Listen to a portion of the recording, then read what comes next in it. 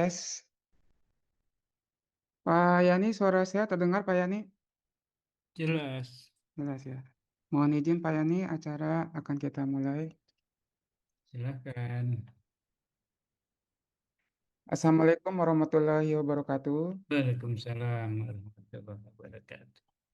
Kepada yang kami hormati, Bapak Profesor Dr. Insinyur Muhammad Wahyudi MKOM, MMEPD, IPU ASEAN Engineering, selaku Rektor Universitas BSI. Yang kami hormati Ibu Dia Puspitasari MKOM, selaku Wakil Rektor 1 Bidang Akademik. Bapak Adi Supriyatna MKOM, selaku Wakil Rektor 2 Bidang Kemahasiswaan. Bapak Rahmat Adi Purnama MKOM, selaku Dekan Fakultas Teknik dan Informatika. Bapak Sriadi MKOM, selaku Kaprodi Sistem Informasi. Dan para narasumber pada pagi hari ini, yaitu Bapak Fernando Siaan, selaku narasumber untuk materi PKL. Dan Ibu Nini Suryani, selaku narasumber untuk tugas akhir dan skripsi. Izinkan perkenalkan saya selaku moderator pada acara sosialisasi PKL, tugas akhir dan skripsi Prodi Sistem Informasi pada pagi hari ini. Sebelum masuk ke acara, ada beberapa hal yang perlu diperhatikan. Yang pertama, para peserta menggunakan virtual background yang telah disediakan. Diharapkan dapat merubah nama pada Zoom dengan urutan NIM_nama. Selama webinar berlangsung, peserta diwajibkan untuk menonaktifkan audio dan memperhatikan materi selama sesi pemaparan oleh para narasumber. Selain itu, pada sesi tanya jawab, silakan bisa mengisi chat room dan bisa menggunakan fitur raise hand sebelum bertanya. Sebelum memulai acara, saya juga akan membacakan sunat acara pada pagi hari ini. Yang pertama, pembukaan. Yang kedua, sambutan dari Prodi Sistem Informasi. Pemaparan materi oleh para narasumber. Sesi tanya jawab dan penutup. Untuk selanjutnya, tanpa membuang waktu, ruang dan waktu kami berikan kepada Bapak Sriadi MKOM selaku Kaprodi Sistem Informasi untuk dapat berkenan memberikan sepatah dua patah kata sambutan pada acara pagi hari ini. Ruang dan waktu kami persilakan kepada Bapak Sriadi MKOM. Terima kasih. Assalamualaikum warahmatullahi wabarakatuh. Waalaikumsalam Suara. warahmatullahi wabarakatuh.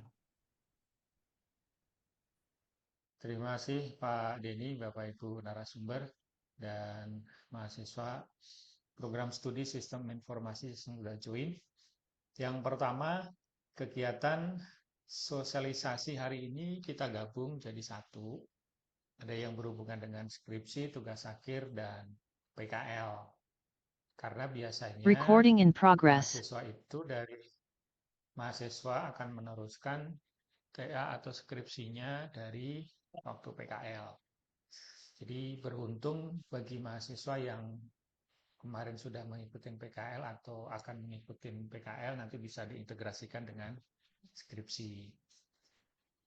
Yang pertama, pesan dari program studi, kadang mahasiswa masih menanyakan, Pak, kapan PKL itu bisa dimulai? Pak, kapan tugas akhir kita bisa daftar, skripsi bisa daftar, kapan kita bisa mengetahui dosen pembimbing?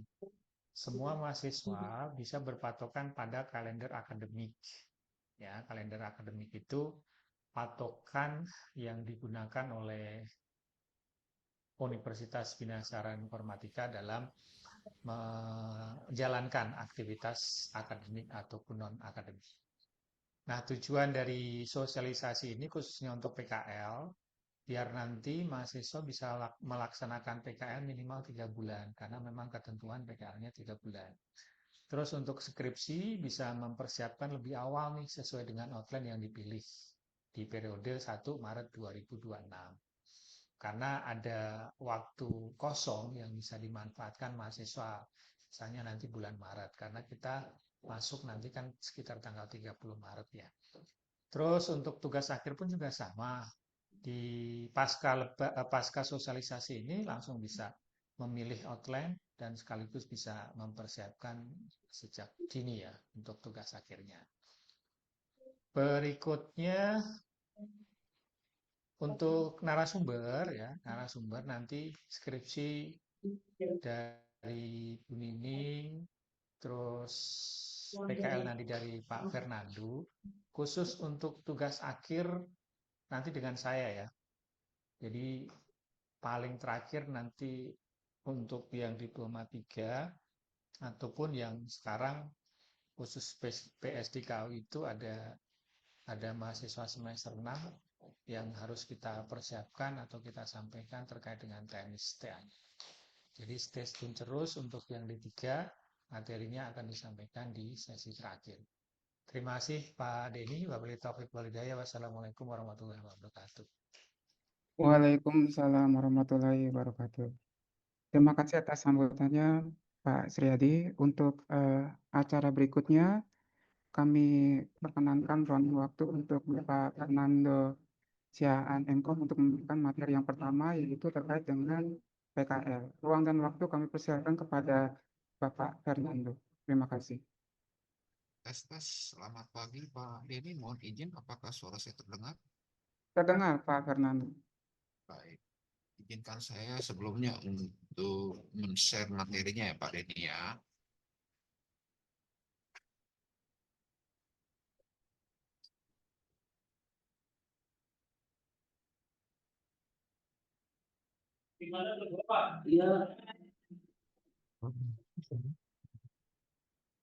Pak Denny, kok saya nggak bisa share-nya di mana ya?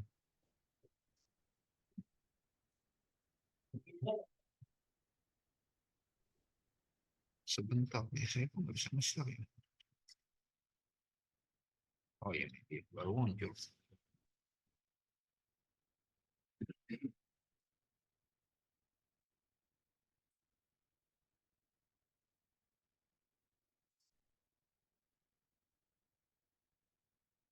Sorry Pak Denny ya, ini kok share-nya.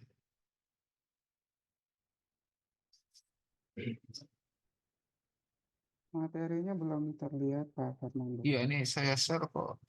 Sudah kelihatan belum Pak Denny? Itu lagi mau Sudah speak. kelihatan? Udah kelihatan. Sorry Pak Denny ya, saya play dulu.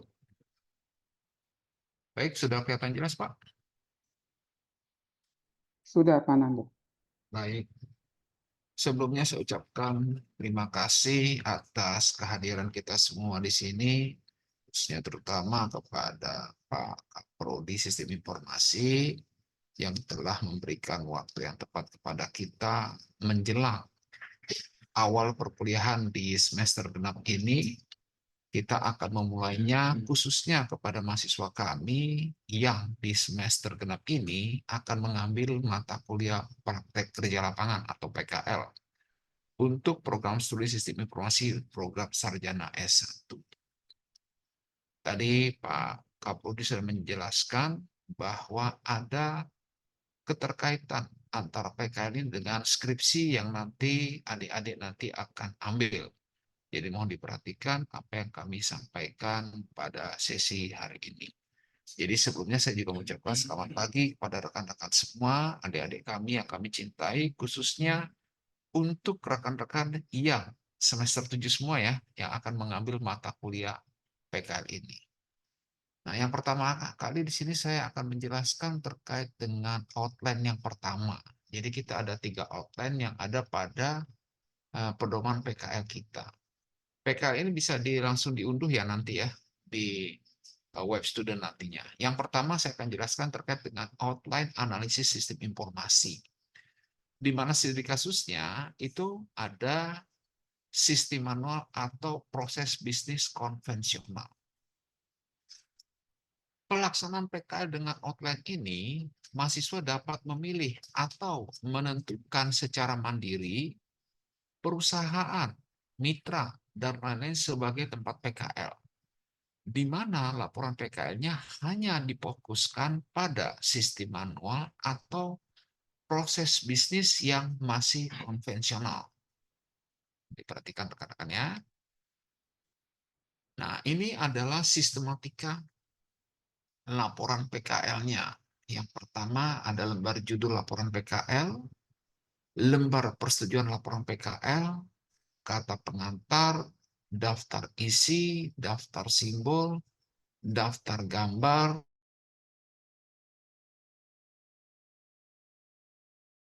daftar tabel, daftar lampiran. Ini sepertinya itu adalah latar belakang masalah itu ya di bab 1 ya. Jadi ini kebetulan baca pasien mungkin kemarin ketinggalan ya. Jadi di sini ada langsung 1, 2, satu-satunya ada. Nanti bisa dilihat lagi lengkapnya di pedoman ya, pedoman laporan PKL-nya. Jadi kita lihat dulu di sini ada maksud dan tujuan. Jadi sebelumnya nanti ada latar belakang, lalu 1-3 itu ada metode penelitian. Kemudian metode penelitian ini akan dibagi 3. Ada 1-3-1 yaitu observasi, 1-3-2 wawancara, 1-3-3 adalah studi pustaka, dan yang terakhir di bab 1 ada ruang lingkup. Kemudian yang berikutnya adalah bab 2, yaitu landasan teori. Landasan teori ini dibagi 2. Yang pertama 2.1 adalah konsep dasar sistem, dan yang kedua adalah 2.2 teori pendukung.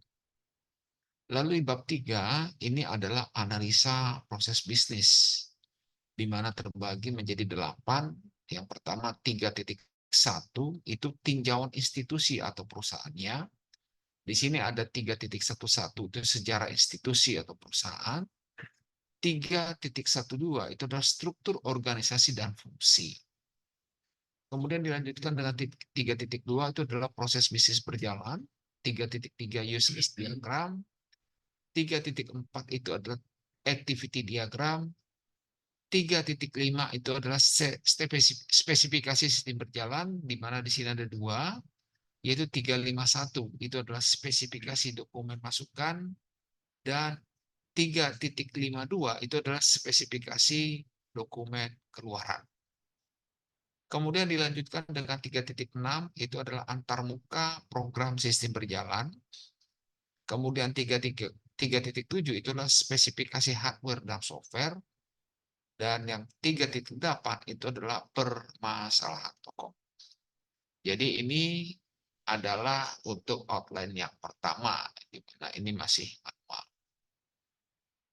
Kemudian kita lanjutkan kembali, ada bab 4, yaitu proses bisnis usulan. 4.1 adalah deskripsi proses bisnis usulan. 4.2 itu adalah analisa manfaat, di mana analisa manfaat ini terdiri dari 2, yaitu 4.2.1 itu adalah manfaat berwujud, dan 4.2.2 itu adalah manfaat tidak berwujud. Kemudian di sini adalah bab 5, itu adalah penutup yang terdiri dari 5.1 adalah kesimpulan, dan 5.2 adalah syarat. Kemudian dilengkapi juga dengan daftar pustaka, daftar riwayat hidup, surat keterangan PKL, lembar nilai PKL, kemudian lampiran-lampiran. Ini yang ada pada outline yang pertama. Kemudian kita masuk yang berikutnya, ini adalah outline analisis sistem informasi, di mana studi kasusnya adalah sistem terkomputerisasi atau proses bisnis terkomputerisasi. Pelaksanaan PKL dengan outline ini, mahasiswa dapat memilih atau menentukan secara mandiri perusahaan, pemerintah, dan lain-lain sebagai tempat PKL-nya. Di mana laporan PKL-nya hanya difokuskan pada sistem terkomputerisasi. Kita lihat di sini, sistem laporan PKL-nya adalah sebagai berikut. Yang pertama, ada lembar judul laporan PKL, lembar persetujuan laporan PKL, kata pengantar, daftar isi, daftar simbol, daftar gambar, daftar tabel, kemudian daftar lampiran. Kemudian kita masuk pada bab 1, ini ada pendahuluan. Nah, di sini ada latar belakang, sama dengan yang masih manual atau konvensional juga ada 1.1 ya, yaitu latar belakang. Kemudian dilanjutkan dengan 1.2 maksud dan tujuan, 1.3 metode penelitian, di mana dibagi 3, 1.3.1 observasi, 1.3.2 itu adalah wawancara, 1.3.3 itu studi pustaka. Kemudian dilanjutkan dengan 1.4, ini adalah ruang lingkup. Ini ada yang ada pada bab 1 atau pendahuluan. Oh, sebentar ini kok. Ada yang hilang nih, sepertinya ada yang hilang ya. Aduh, mana dari Eh, mungkin nanti saya ambilkan dulu dari aslinya ya. Ini masih bab 1 ya, bab 2-nya, bab 3-nya belum ya. Nah, masuk bab 4 ya. Oh, mungkin ini di bab 3-nya yang ini lah. Bab 2-nya itu yang ini, sorry. Nah, ini. Konsep dasar sistem, teori pendukung, kemudian di bab 3-nya analisis proses bisnisnya itu adalah tinjauan institusi perusahaan, yaitu ada sejarah institusi perusahaan, struktur organisasi dan fungsi. Kemudian 3.2-nya adalah proses bisnis berjalan. Lalu usage diagram dan activity diagram di 3.4, lalu 3.5-nya adalah spesifikasi sistem berjalan yang terdiri dari 2, yaitu spesifikasi dokumen masukan, lalu 3.52 itu adalah spesifikasi dokumen keuangan. 3.6 ini adalah antarmuka program sistem berjalan, kemudian 3.7 itu adalah spesifikasi program, spesifikasi hardware dan software. Kemudian 3.8 ini adalah permasalahan pokok. Nah, dilanjutkan dengan yang bab 4, ini adalah yang ini deh, untuk yang sistem terkomputerisasi, yaitu terdiri dari 4.1 deskripsi proses bisnis usulan, kemudian 4.2 itu adalah analisa manfaat ya. Coba kita lihat dulu dengan yang di sini. Ya, sama. Ya, analisa manfaat, lalu 42.1 adalah manfaat berwujud, dan 4.22 adalah manfaat tidak berwujud. Kemudian di bab 5-nya, ini adalah penutup yang terdiri dari 2, yaitu 5.1 kesimpulan, 5.2 itu adalah saran. Kemudian dilengkapi dengan daftar pustaka, daftar riwayat hidup, surat keterangan PKL, lembar nilai PKL, kemudian ada lampiran. Ini adalah untuk outline yang kedua. Kita masuk yang berikutnya. Di sini adalah outline studi kasus untuk proyek inovasi sistem informasi. Untuk outline PKL ini berbasis capstone project, di mana pelaksanaan PKL-nya wajib dilaksanakan secara kelompok. Sistem yang dikembangkan dapat bersifat umum atau diutamakan mendukung penunjang keputusan atau SPK, di mana luaran utamanya adalah laporan PKL dan aplikasi yang dibuat. Ini yang diutamakan, di mana aplikasi itu dapat diimplementasikan langsung di tempat PKL.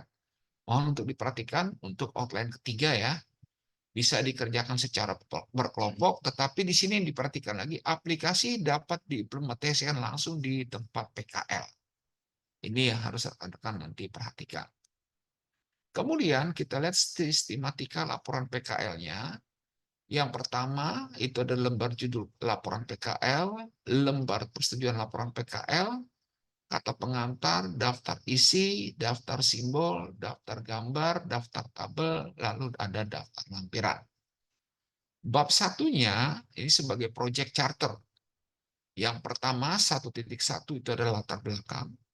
1.2 ini adalah permasalahan.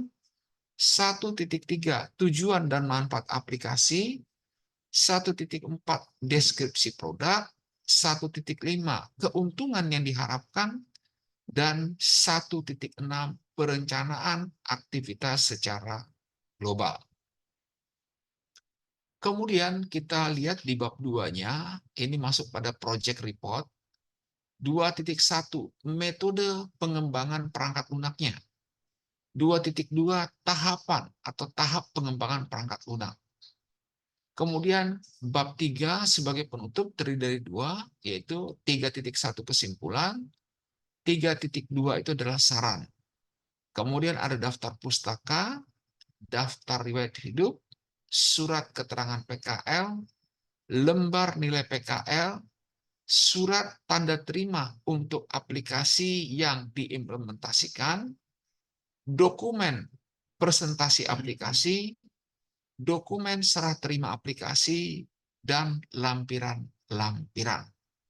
Inilah yang ada pada pedoman PKL yang dapat dijalani di semester genap ini. Demikian untuk penjelasan dari kami untuk materinya. Oke, saya serahkan kembali ke Pak Denny. Apakah langsung tanya jawab atau bagaimana? Silakan Pak Denny. Terima kasih Pak Fernando atas pemaparan materi. Untuk sesi tanya jawab kita tahan dulu ya Pak Nando ya. Nanti setelah Siap, Pak. pemaparan selesai dari para narasumber, baru nanti masuk ke sesi tanya jawab. Untuk berikutnya narasumber yang kedua, kami serahkan ruang dan waktu untuk Ibu Nining Suryani, MKOM, untuk memberikan materinya terkait dengan materi skripsi. Ruang dan waktu kami persilakan kepada Ibu Nining. Terima kasih.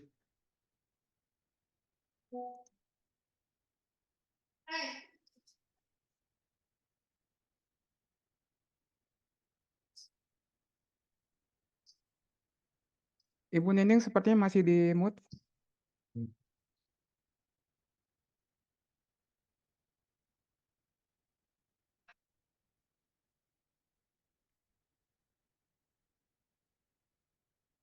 Tes, Ya, tes. terdengar Bu Nining. Mati. Ya. Eh, Soalnya sempat.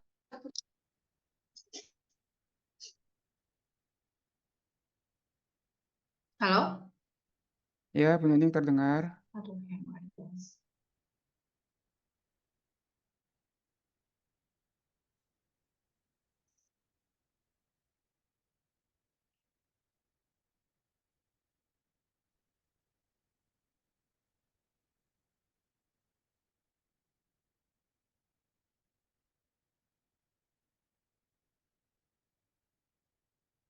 Sepertinya Bu Nining terkendala akan jaringan ya Bu Nining. ya, maaf Pak Denny, di sini jaringannya lagi kurang baik.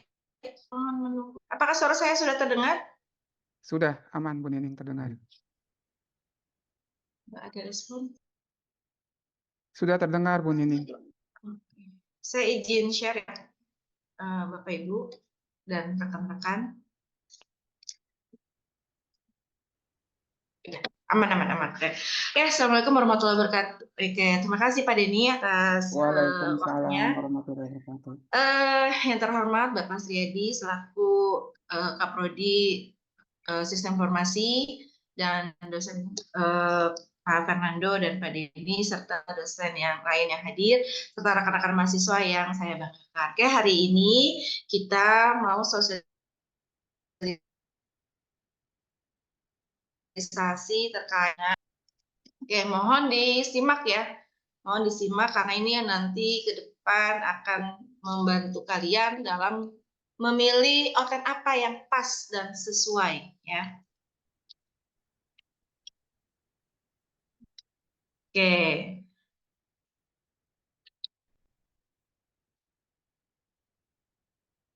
Jadi apa saja yang akan dibahas? Yang pertama syarat pendaftaran, kemudian selanjutnya adalah outline-outline yang ada di program studi SI untuk skripsi yang bisa dipilih oleh kita ya. Oke, yang perlu diketahui adalah pertama kalau kalian mau daftar skripsi, cek kembali IPK yang sudah kalian miliki ya, karena IPK-nya adalah minimal 2. Kemudian tidak ada nilai E dan semua lulus mata kuliahnya ya sudah lulus walaupun dia nilainya C ya. Jadi 3 syarat ini harus ada atau harus kalian miliki. Kalau misalnya ada mata kuliah unggulnya harus dilihat ya, berarti nggak bisa ngambil skripsi gitu ya. Jadi kalau misalkan nanti kalian berhak untuk mengambil skripsi, biasanya nanti pada saat kalian buka web kalian itu ada bisa memilih gitu. Tapi kalau belum dinyatakan berhak, berarti ditutup buat kalian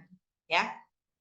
Oke, yang outline yang pertama akan dibahas adalah yang pertama nanti akan ada outline yang namanya outline implementasi sistem informasi.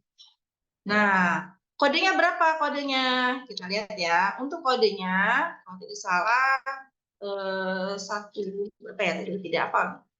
Kita cek dulu ya. Untuk kodenya di kode sebentar saya cek dulu buku panduan. Jadi teman-teman nanti kalau sudah berhak dinyatakan untuk mengikuti skripsi, download panduan ya, karena kita sama pegangannya. Jadi teman-teman sekali lagi jangan berbeda untuk pegangan si skripsinya. Nah, untuk implementasi adalah di kode 169. Jadi teman-teman nanti akan ada banyak kode-kode dari outline yang bisa kita ambil. Nah, jangan sampai salah pada saat kalian memilih, ya, karena nanti mirip-mirip tuh keterangan dari nama outline-nya. Ya, kita bahas. Jadi yang pertama adalah implementasi sistem informasi. Kodenya 169, jangan sampai kode yang lain. Oke. Untuk implementasi sistem informasi yang pertama, bisa nggak Bu saya sendiri? Bisa. Ya, jadi kalian bisa sendiri, bisa kelompok. Kalau kalian kelompok maksimal 3 orang, ya. Nah, karena kalau kalian kelompok, berarti nanti pada saat kalian mendaftar, jadi nanti masing-masing, misalkan saya, Pak Denny, Pak Fernando bertiga nih, berkelompok. Maka kita harus punya nama kelompok. Gitu. Jadi nanti nama kelompoknya. Ya, akan didaftarkan nama kelompoknya, kemudian nanti kalian pilih outline-nya. Dan jangan lupa kalau kelompok outline-nya harus sama. Jangan nanti kalian nama timnya sama, tapi milih outline-nya berbeda. Nah, nggak bisa ya begitu. Jadi nama kelompoknya sama, kemudian kode outline-nya atau outline-nya harus sama juga. Ya, contoh tadi saya mau ambil implementasi sistem informasi kelompok saya, misalnya nama kelompoknya kelompok hitam gitu ya. Maka nanti ditulis tuh nama kelompoknya, nama kelompok hitam, outline-nya 169, pilihannya adalah implementasi sistem informasi. Ya, teman-teman jangan sampai salah. Oke, implementasi sistem informasi itu ada beberapa bab ya. Yang pertama ada bab 1 yaitu pendahuluan. Kemudian ada bab 2 landasan teori, bab 3 pembahasan, dan bab 4 perhitung. Oke, kita bahas. Teman-teman, kalau teman-teman ambil implementasi sistem informasi gitu ya, ini kan kalian harus atau wajib melakukan riset. Kenapa? Karena kita harus menggunakan data yang akurat, data yang real. Ya, jadi kalian riset ke sebuah perusahaan atau instansi, gitu ya. Kemudian kalian buatkan suatu sistem. Nanti sistem itu wajib diimplementasikan, teman-teman. Ya, wajib ada penyerahan aplikasi.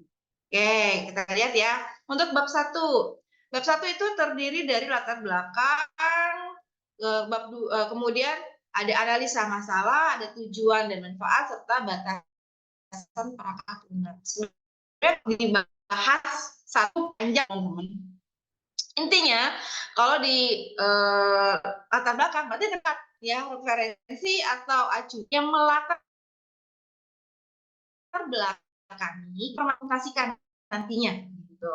Kemudian juga harus mencari masalah dan memberikan suatu solusi ya. Nah, kalian tujuannya apa?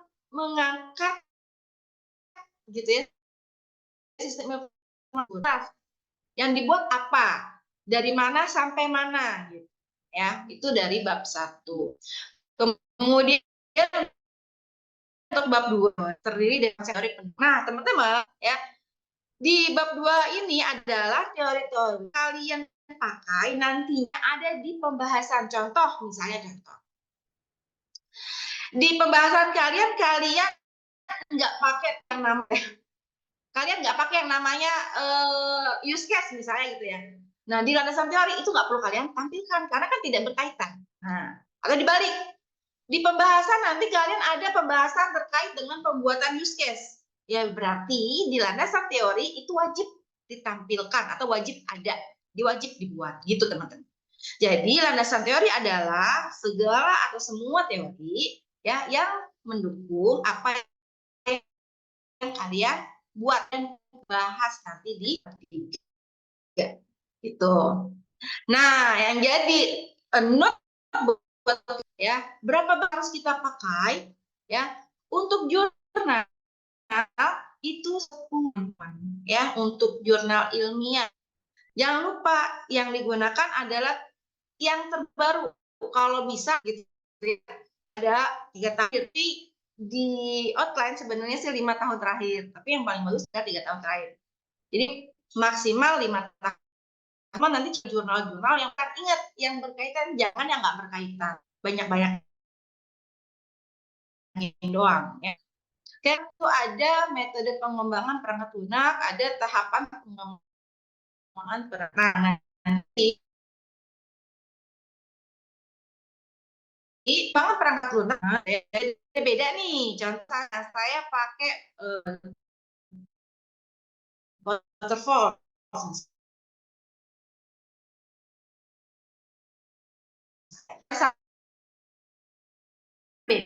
Ya, nanti semua saja ya mahasiswa sudah main itu. Kemudian yang berikutnya di bab 4 itu ada kesimpulan dan saran. Ya. Nah, kita kerjakan sih hasil.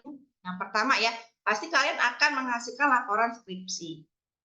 Kemudian yang berikutnya, kalian harus melakukan publikasi artikel. Jadi, gitu ya, nanti ini dibuatkan jurnal. Nah, yang namanya implementasi sistem informasi, berarti kan dia membuat aplikasi yang tadi saya bilang di awal. Aplikasi ini wajib diimplementasikan di perusahaan atau instansi tempat kalian riset. Ya, caranya gimana ya? Caranya kalian membuat dapatnya dari kasus ya. Untuk langkah-langkah yang jelasnya nanti ketika kalian sudah mulai berjalan di skripsi. Dokumen untuk melakukan sertifikasi. Yang pertama ya, ada sertifikat apresiasi dari mitra. Nanti didesain oleh prodi, kemudian nanti akan diserah, kita desainin seperti apa kurang lebih gitu ya. Nanti itu diberikan ke mitra. Begini nih untuk sertifikatnya gitu ya. Nah, setelah itu nanti kita acara serah semua nanti ada di outline TA, ada di hands-out namanya ya. Kemudian berikutnya ada 5 foto. Jadi begitu kalian menyerahkan aplikasi itu harus didokumentasikan. Jadi foto-foto cepet ya. Minimal 5. Cari yang terbagus. Kemudian berikutnya ada foto presentasi, proses penandatanganan, serah terima gitu ya. Kemudian penyerahan sertifikat press release serah terima. Jadi ingat ya, kalian juga harus membuatkan beritanya kalau kalian memberikan aplikasi kalian itu ke mitra. Ya. Yang ada ada surat tugas mahasiswa ya. Nah, itulah kurang lebih gambaran umum. Disimpan, kira-kira apa nih yang mau ditanyain ya. Oke, yang kedua untuk perancangan animasi interaktif. Oke, ada 4 bab gitu ya. Yang pertama ada pendahuluan, ada landasan teori, perancangan dan pembahasan, dan yang keempat penutup. Oke, kita simak. Oke, kalau kalian suka bikin program yang basisnya animasi, kalian bisa ngambil paket ini gitu ya.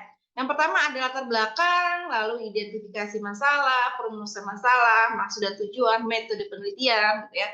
Di metode penelitian ada sub lagi, yaitu teknik pengumpulan data, ada model pengembangan sistem dan Oke, sama seperti implementasi sistem tadi ya.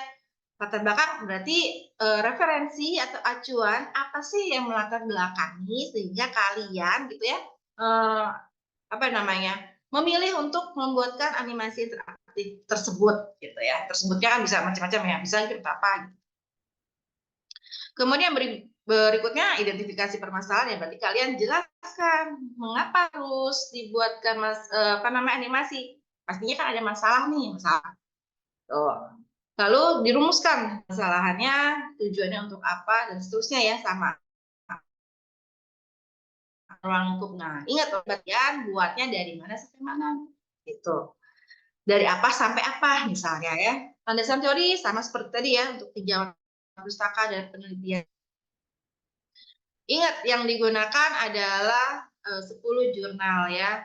Maksimal 5 tahun terakhir. Tapi kok saya sarankan sih cari yang 3 tahun terakhir lebih bagus ya. Kemudian yang berikutnya bab 3 perancangan saja ada 3 institusi, ada nah di sini dikasih bintang nih. Ini kasih bintang berarti mahasiswa yang melakukan, karena saya hanya gitu ya. Nah, kan nggak ada hubungan set. Berarti yang di 31 itu tidak perlu dibuat gitu. Tapi misalnya Bu, saya mau bikin animasi interaktif untuk pembelajaran matematika di sekolah negeri SDN 01 Parung Bingung. Nah, kan ada objeknya tuh ya. Berarti kalian wajib riset. Nah, kalau wajib riset berarti kalian wajib buat 31 nih yang di bintang-bintang ini. Gitu maksudnya, ya. Makanya di sini dijelaskan bahwa kalau yang mengambil outline perancangan animasi interaktif itu mahasiswa tidak wajib riset. Tapi kalau riset berarti nanti harus ada surat risetnya. Hasil akhirnya apa? Kalau kita ambil outline yang kedua ini, ya sama ya, ada laporan skripsinya, ada publikasi artikelnya, kemudian wajib menyebarkan kuesioner ya. Jadi nanti kan di 35 ada hasil pengolahan data kuesioner. Jadi gini, setelah teman-teman membuat si animasi ini, gitu ya, ini teman-teman wajib melakukan testing kan. Nah itu kita buatkan kuesionernya, sebarin. Nah itu nanti harus dilampirkan tuh seperti apa kuesioner yang dibuatkan gitu ya. Di bab 4 ada kesimpulan dan saran. Di saya ketutupan ini. Aduh. Sini deh. Ya, ada kesimpulan dan saran. Oke, kita lanjut. Yang berikutnya. Yaitu yang berikutnya adalah perancangan program sistem pendukung keputusan, teman-teman. Ada 5 bab. Pendahuluan, tujuan pustaka, analisa dan perancangan, implementasi, dan oke kita cek dulu ya. Di bab 1 sama ya. Jadi kalau sama ya. Di bab 1 itu ada latar belakang gitu ya. Ada perumusan, maksud, metode, ya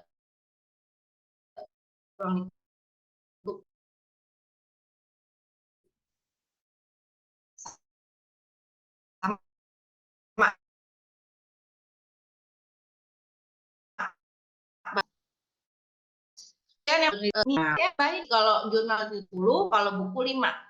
Bu, saya bukunya 6 boleh. Ya. Ingat ya, referensi di tahun terakhir. Tapi kalau saya sarankan 3 tahun terakhir.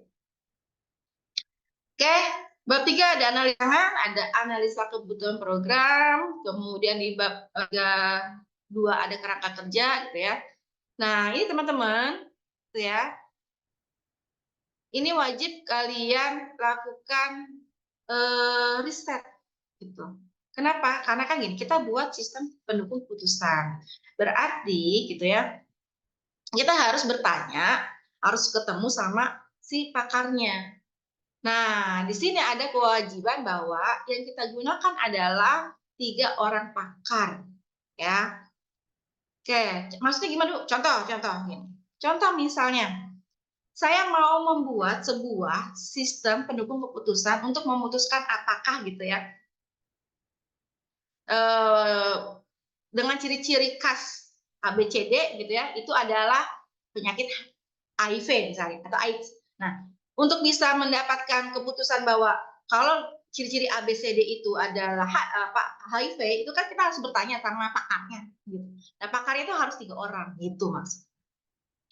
Kemudian yang berikutnya ada implementasi dan pengujian, berarti ya nanti aplikasinya ya harus dibuat ya teman-teman. Jangan nggak dibuat, karena kita bisa melihat gitu ya. Jadi setelah misalnya saya membuat nih sistem pendukung keputusan penerimaan BPA untuk SD negeri gitu ya. Nah, kalau misalnya nanti saya buat seperti itu, kan berarti kan asumsinya ada aplikasinya, ada implementasinya nanti. Kita rancang seperti apa antarmukanya, ya. Kemudian yang berikutnya ada bentuk yaitu kesimpulan dan saran. Oke, lihat notnya di sebelah. Jadi mahasiswa wajib melakukan riset ya teman-teman. Contohnya tadi kalau saya berkaitan dengan hal-hal yang berbau dengan kedokteran ya berarti saya pakarnya adalah dokter. Berarti berapa banyak? 3 orang dokter. Jadi pakar ini adalah orang yang paham, yang mengerti, yang bekerja di bidang tersebut, gitu ya, di bidang itu yang akan kita ambil. Bu, kalau dukun gimana? Dukun itu bukan pakar, bukan profesional ya. Jadi jangan sampai salah ya. Kemudian berikutnya, kalau riset dilakukan lebih dari satu tempat, maka tujuan pustaka dan struktur organisme riset salah satu. Jadi gini, maksudnya gini. Misalnya, saya tadi kan dokter ya, dokter. Saya ambil dokter di Rumah Sakit Fatmawati, dokter di Rumah Sakit Perikasi, dokter di Rumah Sakit Cinere misalnya gitu ya. Nah, saya cukup ambil satu saja gitu. Jangan tiga-tiganya ditaruh, gitu maksudnya. Oke, nanti ya wawancara wajib dilakukan dengan minimal, udah jelas ya, karena kita akan melakukan tanya jawab 3 orang pakar. Pengujian sistem dilakukan 10 sampai 30 responden. Jadi ini ada kewajiban, ada ketentuan untuk melakukan pengujian sistemnya. Ya, dilakukan oleh siapa? Minimal 10 gitu ya. Maksimal 30 gitu. Hasil akhirnya apa?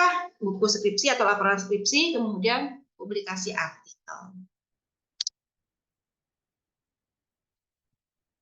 Oke, yang berikutnya, yang berikutnya alternatifnya adalah perancangan penelitian ilmiah. Nah,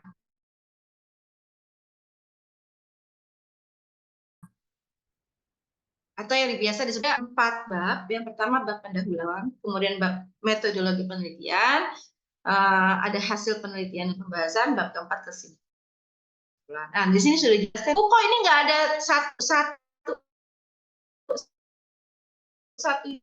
dua satu, jadi bab 1 kasih gitu ya. Nah, secara umum bab 1 itu sama seperti outline yang lain, yaitu ada latar belakang, tujuan penelitian, penelitian terdahulu, gambaran metode usulan, dan kebaruan ya. Kebaruan itu artinya apa sih yang baru di dalam penelitian kalian. Kemudian di bab 2 metodologi penelitian ada kerangka penelitian, kemudian tahapan-tahapan penelitian, kemudian metode yang digunakan ya. Lalu apalagi? Biasanya sih kerangkanya juga kelihatan di situ ya, kerangka penelitiannya seperti apa, tahapannya. Kemudian yang bab 3 hasil penelitian dan pembahasan, yaitu kita sampaikan apa yang sudah kita teliti, dibahas di situ. Contoh misalnya saya melakukan penelitian gitu ya terkait dengan apa nih, kekurangan gizi di sebuah daerah. Jadi nanti hasil penelitian kita bahas kekurangan gizi itu seperti apa. Contoh misalnya untuk mendapat informasi kekurangan gizi itu dapatnya dari mana? Misalnya saya menyebarkan kuesioner, berapa banyak orang yang juga bahas di dalamnya. Nah, makanya kenapa di sini dibuatkan, karena nanti bisa saja berbeda metode penelitian yang digunakan. Misalnya bisa jadi berbeda antara satu mahasiswa dan makanya kita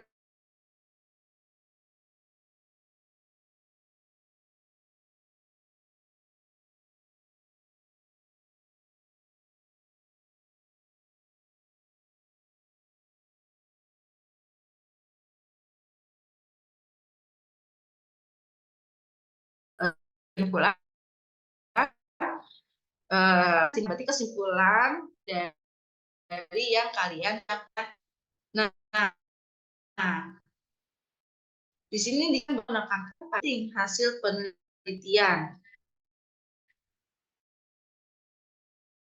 harus mampu menjawab nah gitu ya, judul misalnya gitu ya, misalnya komparasi algoritma C45 dengan dalam klasifikasi bunga tulip misalnya gitu ya.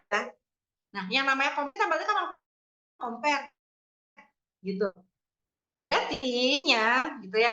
Di kesimpulan kita jelaskan nih akrasinya atau komparasi perbandingannya antara dengan si NEPB ya si apa klasifikasi apa. Jadi jangan sampai kesimpulan berbeda lagi. Ya, tapi nanti yang bahas di kesimpulan nyambung gitu. Harus dan menunjukkan. Jadi kalau tadi judulnya komparasi atau perbandingan, hasilnya bukan akurasi itu. Nah, teman-teman kalau ngambil outline sama ya. Pertama, mahasiswa wajib melakukan riset dan surat riset wajib dibawa. Jadi kalau misalnya kalian bilang, Bu, saya pakai datanya data print, berarti kan melakukan penelitian sebuah objek.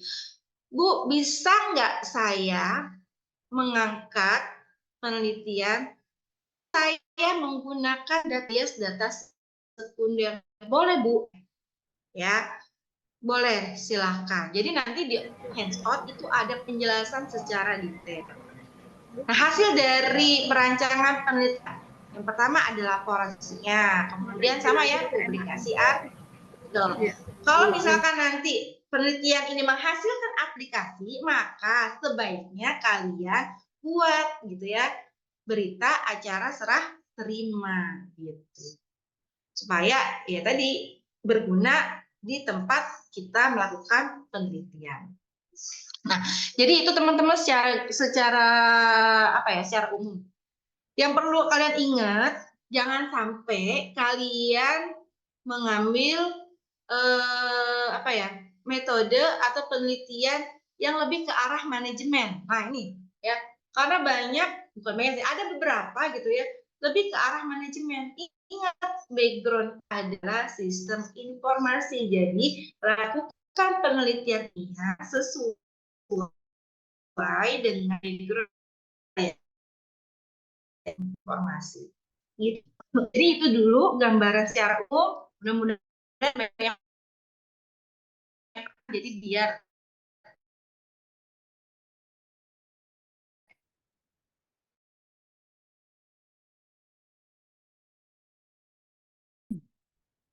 cukup.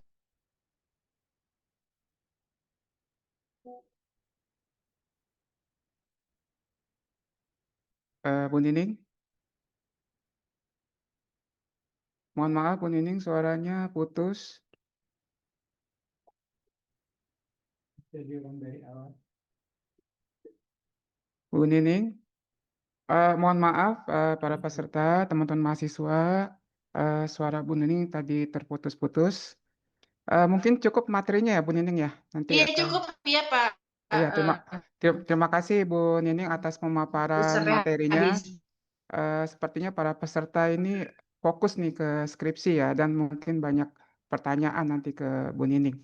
Untuk materi Iya berikutnya baik Pak. terkait dengan materi tugas akhir akan disampaikan langsung oleh Kaprodi kita, Bapak Sriadi Mkom. Untuk ruang dan waktu kami persilakan kepada Pak Sriadi. Terima kasih. Terima kasih. Ya. Saya mencoba menambahkan yang multiple. Bu Nining, saya presentasi, Bu.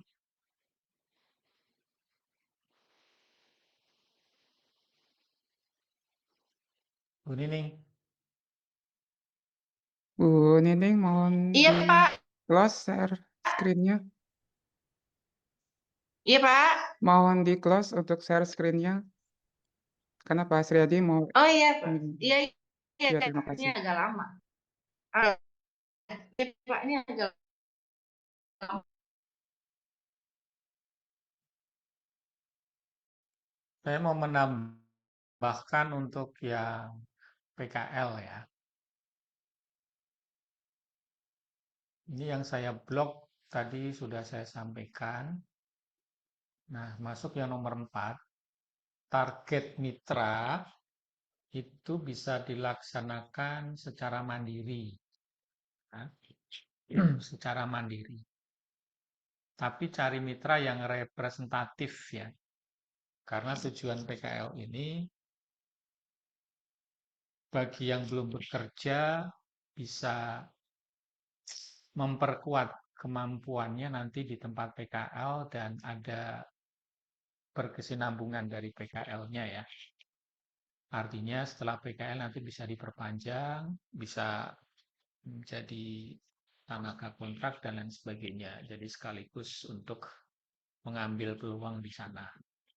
Terus yang berikutnya ketika mitranya representatif kayak begini, tentunya pengalaman PKL akan dijadikan sebagai support pada saat nanti melamar pekerjaan ya. Sehingga ketika nanti lulus, biasanya ada persyaratan pengalaman Anda apa gitu kan. Kalau memang belum memiliki pengalaman bekerja, berarti bisa menggunakan pengalaman PKL. Karena prinsip PKL adalah belajar dan bekerja. Belajar berhubungan dengan nanti laporan PKL dan mengimplementasikan keilmuan, bekerja karena memang sudah statusnya ketika sudah PKL ini juga sudah setengah bekerja gitu kan, walaupun hak-haknya berbeda dengan karyawan sebenarnya. Atau prodi bisa menawarkan kepada mahasiswa beberapa yang pengen magang ya. Pertama, prodi sudah dapat nih tawaran dari seluas samudera Tangerang ya. Ini juga sama, luarannya membuat aplikasi. Jadi kalau dihubungkan sama outline PKL dan outline skripsi nyambung. PT Inhan Solusi Digital, ini juga di Cengkareng, luarannya juga sama, membuat aplikasi. PT Jaya Teknik Industri ini sudah terisi 3, masih ada slot 1 ya, ini berhubungan sama web programming atau web programmer. Atau nanti mahasiswa bisa lihat di sini nih, perusahaan-perusahaan yang sudah menayangkan lowongan magang atau lowongan pekerjaan di website BSI Karir. Atau nanti mahasiswa bisa akses nih, ini nanti saya kirim ke mahasiswa ya, data tempat PKL semester lalu, ini banyak banget, ada ribuan mahasiswa, ada ribuan tempat kerja, atau tempat PKL kemarin ya. Jadi bisa dipilih sama mahasiswa. Ini tujuannya salah satunya untuk mengantisipasi jangan sampai nanti mahasiswa tidak memiliki tempat untuk PKL. Jadi banyak banget. Kalau dihitung ada berapa ya? Banyak banget. Ada 99 ya tempat mitra gitu ya. Terus berikutnya atau explore nih. Ya, salah satunya saya menemukan ini nih www.wangsit.id. Ini banyak sekali tawaran magang dan posisinya ya. Jadi nanti mahasiswa bisa explore nih. Tuh ini mobile programming, front end programmer, terus IoT engineer dan seterusnya, UI juga ada dan lain sebagainya ya. Oke. Nah, langkah nih ya, ada langkah pra PKL. Yang pertama, pastikan mahasiswa ini sudah mempelajari pedoman praktek kerja lapangan ya, karena di situ banyak materi-materi yang nanti akan menuntun mahasiswa. Mahasiswa juga bisa pelajari nih surat edaran pelaksanaan PKL ya. Ini biasanya sudah terarsip di students.bsi.ac.id. Jadi bisa tahu gambarannya seperti apa. Untuk mengajukan surat pengantar PKL, mahasiswa bisa melakukan melalui students ya. Terus siapkan perform yang terbaik pada saat pengajuan PKL dan pastikan mahasiswa harus pintar-pintar komunikasi dengan mitra bahwa PKL di BSI minimal 3 bulan. Nah, mahasiswa dapat menyelaraskan PKL dengan skripsi, artinya dari PKL dapat dilanjutkan ke skripsi, sehingga waktunya akan lebih efisien dan proses penyelesaian skripsi akan lebih gampang. Teknik PKL tadi sudah disampaikan bisa individu, bisa kelompok, tapi ada satu yang memang wajib kelompok ya, yaitu proyek sistem informasi, maksimal 3 mahasiswa. Nah ini penting juga nih ya, pelaksanaan PKL. Kadang dosen penasehat akademik menyampaikan, Pak, kami sebagai dosen penasihat akademik dihubungin oleh mahasiswa itu pada saat mengajukan tanda tangan lembar pengesahan, kan. Jadi nggak ada waktu untuk melihat hasil laporan PKL mahasiswa. Jadi saran dari Prodi ketika nanti sudah diterima, maka secepatnya mahasiswa bisa melakukan komunikasi ke dosen penasihat akademik. Untuk semester nanti Maret 2026 silakan update di ruang students ya, dosen penasihat akademiknya. Nah, ini penting juga nih ya. Di sela-sela mahasiswa nanti melaksanakan PKL, pasti di edaran nanti akan muncul mahasiswa harus entry data PKL. Ya. Nah, pastinya kapan?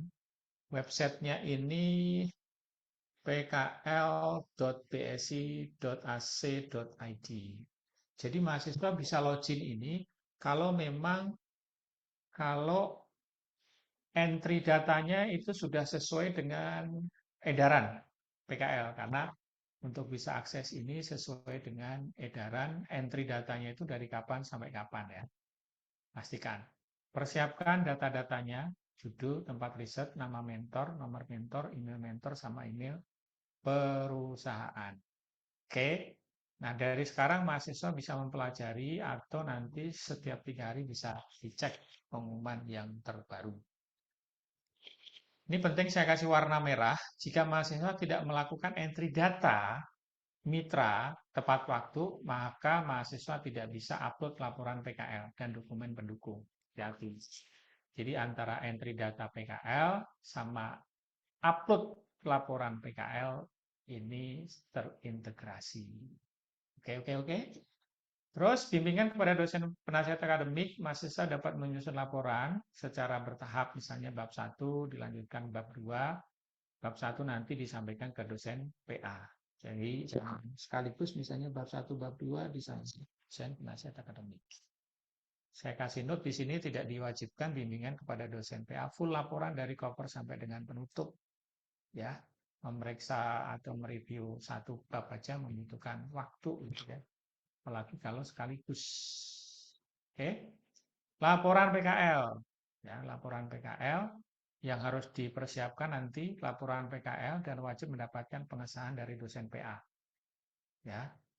Surat keterangan selesai magang atau PKL, hati-hati ya. Biasanya mahasiswa itu akan mendapatkan 2 surat. Ketika menyampaikan surat pengantar, perusahaan akan membalas dengan surat diterimanya PKL atau ditolaknya PKL. Nah, di laporan PKL yang dimaksud di sini adalah selesai magang atau PKL. Jadi ada rentang waktunya.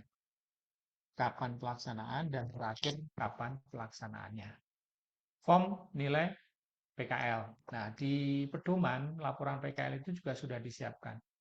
Contoh format penilaian PKL. Kalau nanti perusahaannya memiliki format tersendiri, maka diperbolehkan menggunakan format nilai dari perusahaan. Oke, saya tambahkan lagi, surat balasan dari pengajuan PKL tidak bisa digunakan untuk menggantikan surat keterangan selesai PKL, karena judulnya sendiri pasti berbeda antara diterima sama selesai PKL. Pastikan surat PKL selesai magang atau PKL, form nilai magang atau PKL memiliki keabsahan, kop surat, tanda tangan, stempel perusahaan. Dan ini nanti lika-likunya banyak ya. Ada juga perusahaan yang belum memiliki kop surat. Ya. Ada juga perusahaan yang belum memiliki stempel. Nah, nanti bisa dikoordinasikan sama dosen penasihat akademik. Karena syarat untuk perusahaan atau mitra yang bisa dipilih untuk PKL mahasiswa, syarat minimal dia memiliki izin usaha. Ya, memiliki izin usaha. Apakah itu dari kelurahan atau levelnya di atas kelurahan. Ya, itu salah satunya untuk menghindari jangan sampai mahasiswa itu melakukan PKL tapi di tempat perusahaan yang memang legalitasnya tidak diakui. Nah, berikutnya, prodi dan dosen PA nanti secara random akan melakukan monitoring pelaksanaan mahasiswa PKL ya. Karena banyak banget masukan-masukan yang bisa disampaikan ke prodi nanti untuk perbaikan dan sekaligus bisa disampaikan juga ke mahasiswa. Nah, ini sekaligus buat yang skripsi ya, yang mau PKL ya. Ada salah satu outline ya bisa dibilang sih 90% ya. 90% ini outline PKL sudah sangat mendekati dengan skripsi. Kalau PKL namanya proyek sistem informasi, ya wajib kelompok ini. Terus kalau yang skripsi implementasi sistem informasi. Ya, ini 90% sudah sama dengan yang ada di skrip, yang sudah ada di skripsi. Ini contohnya tadi yang sudah disampaikan Bu Nining, nah ini kan implementasi. Mahasiswa perhatikan, pasti sama ya. Ini sama, ini sama. Artinya apa? Kalau yang mau PKL semester 7, mau memastikan untuk PKL dan diselaraskan dengan skripsi yang udah 90%, nah pilihlah outline ini. Ya, nanti skripsinya ini. Jadi efisiensi banget gitu kan dari sisi waktu ataupun nanti dari sisi mahasiswa melakukan penyelesaian skripsi. Untuk tambahan skripsi tadi disampaikan ada yang outline ini, implementasi tadi, ada apa ya? Ada tambahan, nah ini nih ya. Ada sertifikat apresiasi dari mitra. Ini nanti didesain oleh prodi. Maksudnya didesain sama prodi itu contoh ya. Contohnya dari prodi, nanti mahasiswa harus bikin sendiri, terus nanti diusulkan ke mitra. Ya, diusulkan ke mitra. Jadi ada kalimat-kalimat mana yang dari prodi arahkan untuk dipakai, mana yang bisa dimodifikasi oleh mahasiswa. Tapi yang pasti untuk desainnya harus berbeda. Karena sebenarnya apresiasi dari mitra ini kan dibuat oleh perusahaan. Tapi nggak mungkin juga perusahaan itu akan meluangkan waktu untuk membuat sertifikat ini. Nah, untuk membantu perusahaan, maka nanti mahasiswa melalui desain minimal dari prodi nanti bisa dimodifikasi, disesuaikan. Oke, berita acara serah terima aplikasi, ada foto penyerahan sertifikat dan aplikasi, foto presentasi, biasanya ada apa namanya? Ada seremoni gitu ya pada saat penandatangan serah terima ataupun pada saat penyerahan sertifikat ini ya. Nah, ini surat tugas dari prodi, ini nanti akan kita hapus ya. Nanti kita akan hapus karena ini dilaksanakan di behind gitu kan. Jadi tidak dilampirkan dalam skripsi mahasiswa. Tapi kalau yang ini, dokumen-dokumen ini nanti dilampirkan di skripsi mahasiswa. Terus satu lagi, nanti kalau mahasiswa sudah download pedoman, biasanya ada gini ya. Ya, setiap outline itu pasti ada selalu begini nih. Ini pastikan perhatikan ya. Publikasi ilmiah wajib submit, review, loak, publish. Jadi tidak berhenti di submit ya. Karena kalau mahasiswa nanti sudah submit, terus ternyata harus direvisi dari manajemen jurnalnya ya kita harus merevisi, mahasiswa harus merevisi. Kalau nanti mahasiswa sudah submit tapi nggak direvisi, bisa jadi nanti jadi bumerang. Bumerangnya apa? Wah, mahasiswa BS ini kalau sudah submit tapi nggak mau merevisi gitu kan, nggak diteruskan. Nah, nanti kasihan adik-adik kelasnya. Oke. Terus berikutnya hak kekayaan HKI ini disarankan. Nah, biayanya HKI itu murah, cuma 200.000. Buku tidak ada. Nah, karyanya laporan ini. Skripsi, program, berita acara serah terima karya wajib. Ya, cara membacanya seperti ini. Dan ini bisa mahasiswa pelajari sebelum melakukan pendaftaran skripsi. Sementara itu, tambahan dari saya, satu lagi, lupa. Untuk yang jurnal ini, publikasi artikel ilmiah, mahasiswa sudah bisa mengerjakan setelah sidang. Ya, sekali lagi, artikel ilmiah ini mahasiswa bisa eksekusi setelah sidang. Karena pada saat sidang bisa jadi nanti skripsinya banyak yang harus direvisi. Ya, direvisi. Makanya mahasiswa harus revisi dulu baru nanti dilanjutkan pembuatan artikel ilmiah. Oke?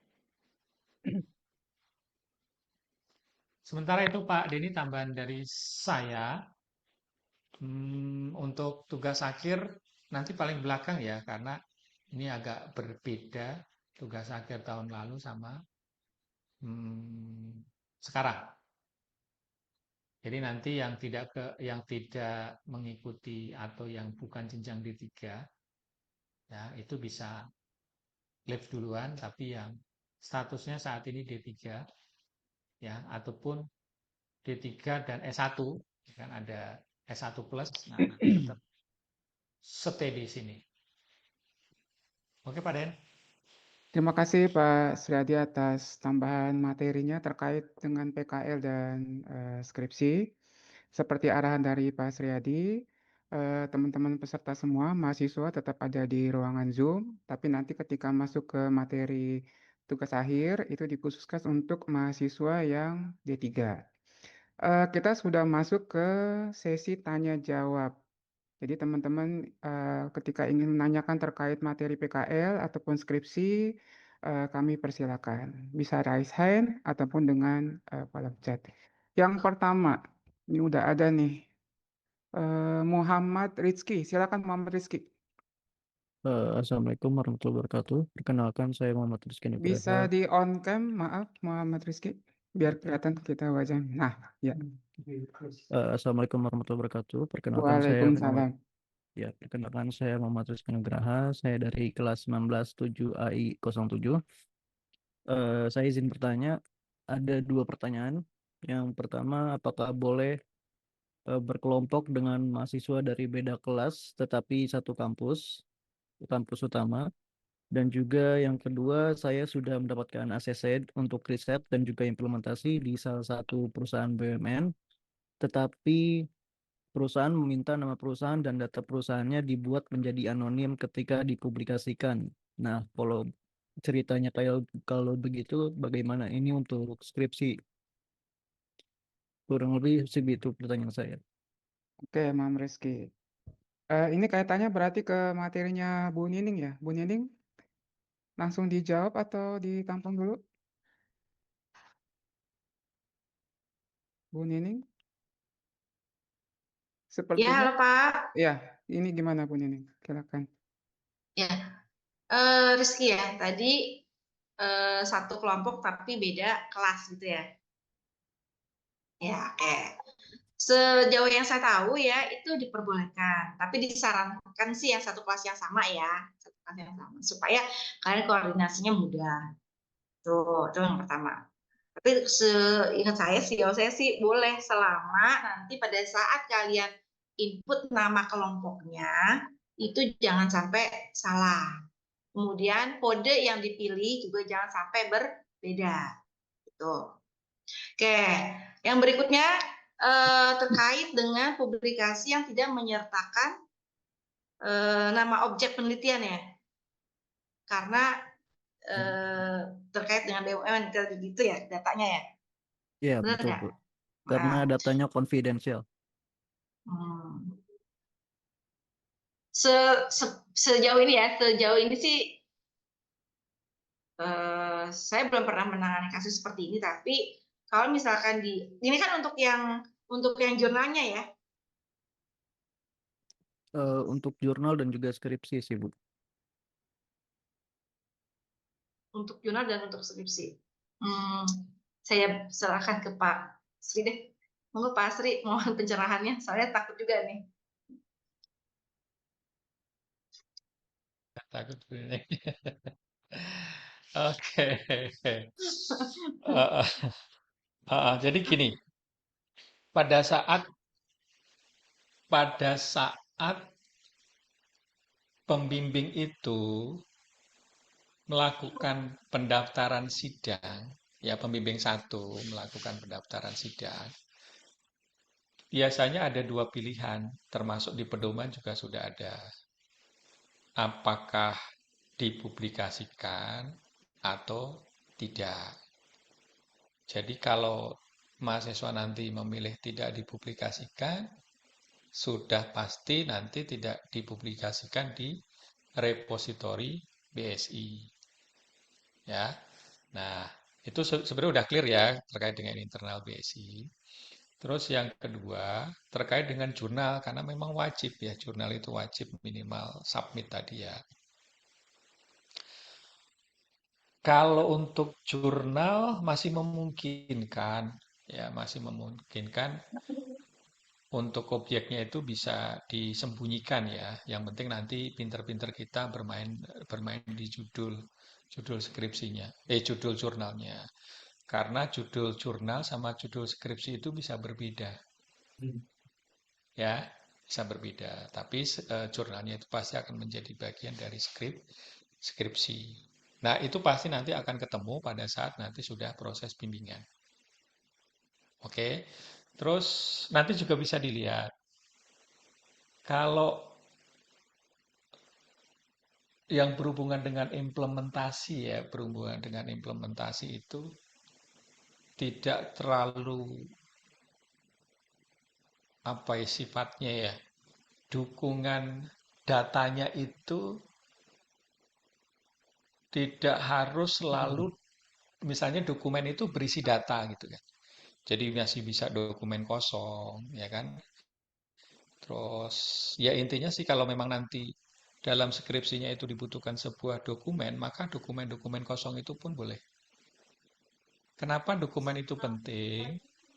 Karena dokumen itulah yang nanti mahasiswa akan jadikan referensi dalam pembuatan atau desain UML. Misalnya database ya. Kayak ERD, spesifikasi file itu kalau tanpa dokumen nggak mungkin. Ya, tanpa dokumen nggak mungkin. Tapi pada saat nanti publikasi jurnal, ya, pada saat publikasi jurnal, tidak spesifik dokumen itu akan dituangkan dalam jurnal karena keterbatasan halaman. Oke, Rizky ya. Jadi saya pikir sih nanti pada saat ada proses bimbingan itu bisa clear deh. Jadi lanjutkan melakukan riset di tempat mitra tersebut, walaupun tadi sudah ada catatan. Nanti bisa kita atur ya. Oke, Riz. Oke, terima kasih banyak Pak dan juga Bu Sama-sama. Nining atas jawabannya. Terima kasih Pak Sri dan Bu Nining. Untuk pertanyaan berikutnya kami persilakan. Kalau bisa sih raise hand aja ya biar saling tatap muka kita. Silakan kalau ada pertanyaan, mumpung ada narasumber Pak Fernando, Siaan, ada Bu Nining Suryani dan Kak Prodi langsung Pak Sri Adi Emko.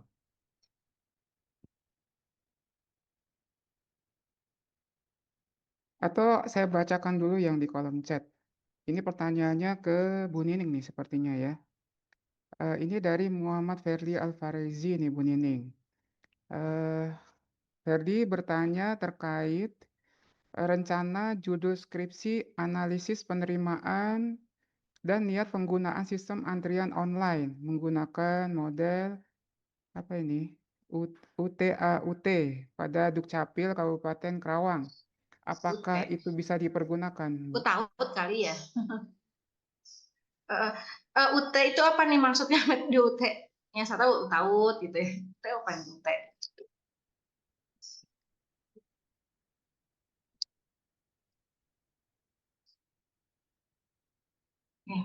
Ya, model UTAUT pun ini. Iya, Itu UTAUT ya. mahasiswa Di ya Yang user acceptance testing Iya, itu, UTAUD ya, kalau nggak bukan salah. UT kan ya? Bukan, UTAUD. Model Heeh. UTAUD ya. UTAUD, modul UTAUD ya. Boleh Pak, ini boleh. Kan kalau di kita kebetulan seingatan saya gitu ya, di kita di Prodi SI itu tidak ada pembatasan metode. Artinya semua metode boleh digunakan. UTAUD itu memang salah satu metode, itu boleh dipakai, bisa dipakai. Jadi jawabannya adalah bisa digunakan. Berarti Boleh. yang ditanyakan mahasiswa ini untuk outline yang Halo? penelitian ilmiah ya. Putus saya sih. Penelitian ilmiah ya. Siapa ini? Iya, betul.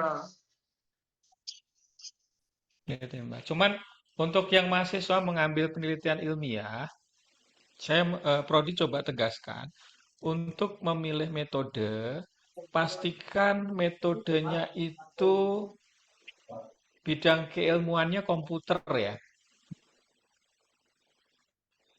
Karena metode itu banyak ya.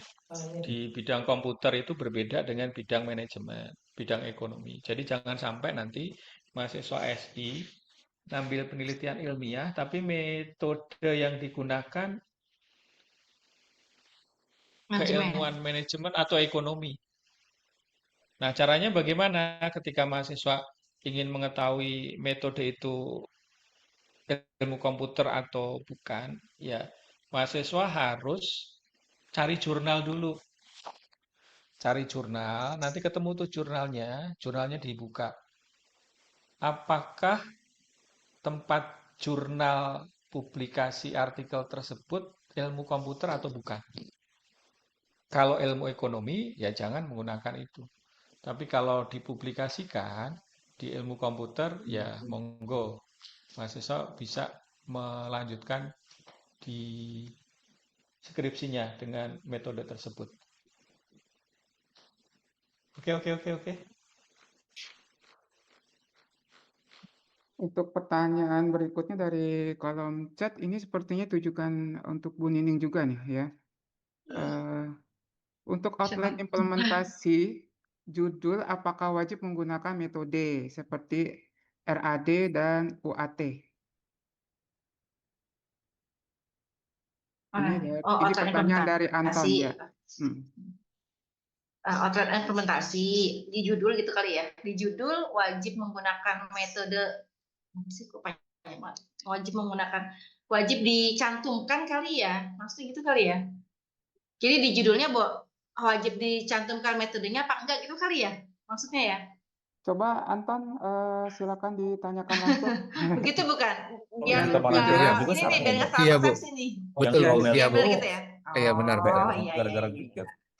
Ya, ya. Oke, jadi untuk di outline implementasi sistem informasi itu ya, untuk pencantuman metodenya tidak wajib. Tuh, setahu saya tidak wajib. Jadi boleh nanti di dalam skripsinya. Contoh, misalnya ini hanya misalkan ya.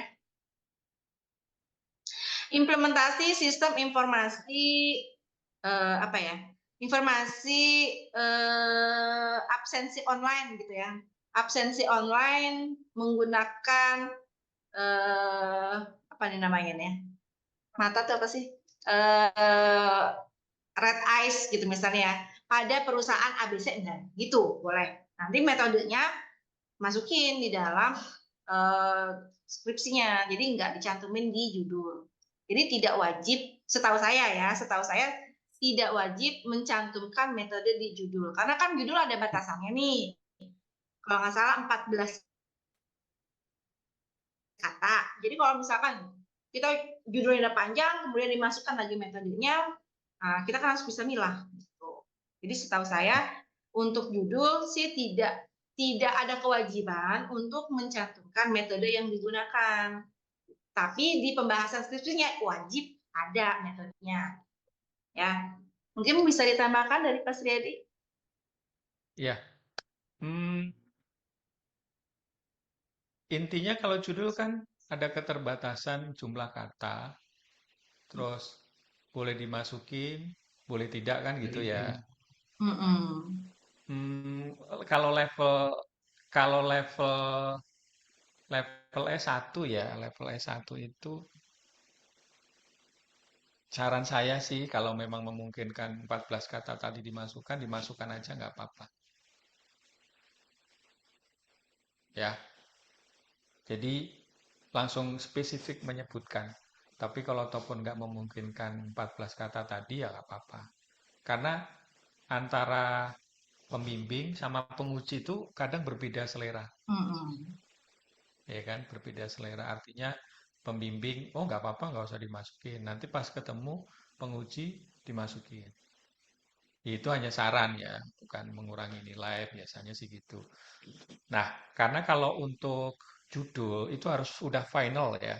Judul itu harus sudah final karena judul itu nanti akan tampil di transkrip nilai mahasiswa, judul skripsi.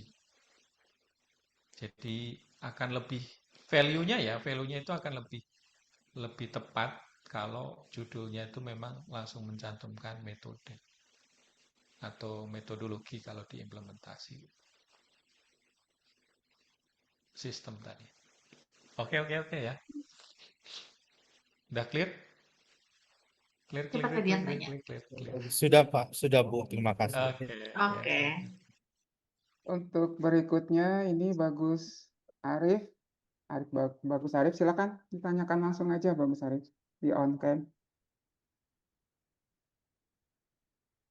Bagus Arif. Kebetulan Bagus Arif ini bertanya terkait mahasiswa transfer dari D3 ke S1 nih, Pak Sriadi. Apakah wajib untuk PKL ataukah tidak? Oh, ini berarti ke Pak Fernando nih kayaknya ya, PKL ya. Kemudian bagaimana dengan kondisi yang sudah bekerja, Pak Fernando?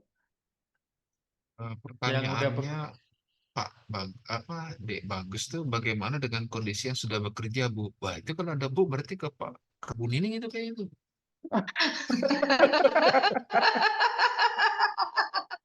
Gimana itu?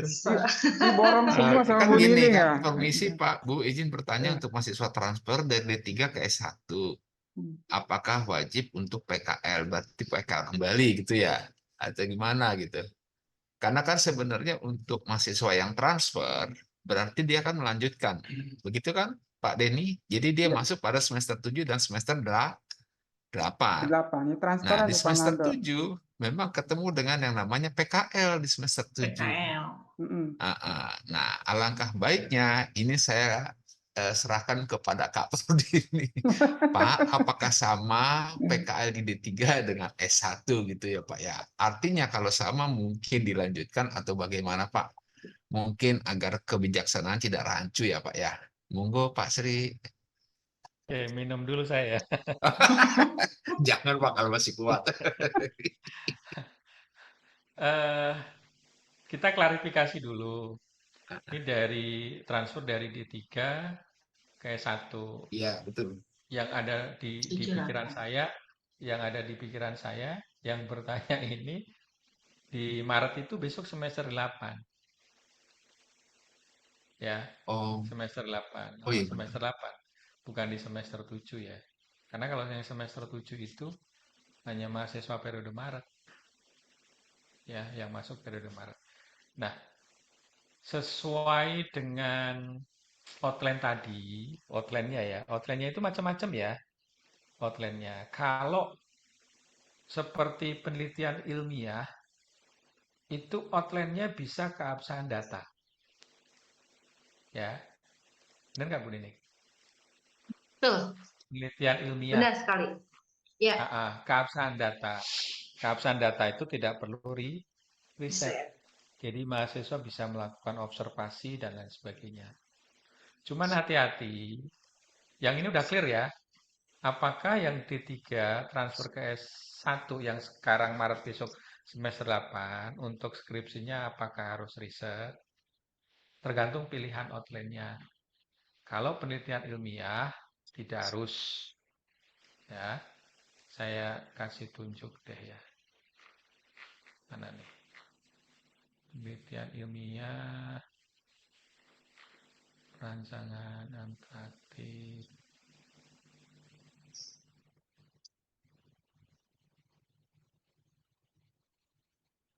Oh ya, keputusan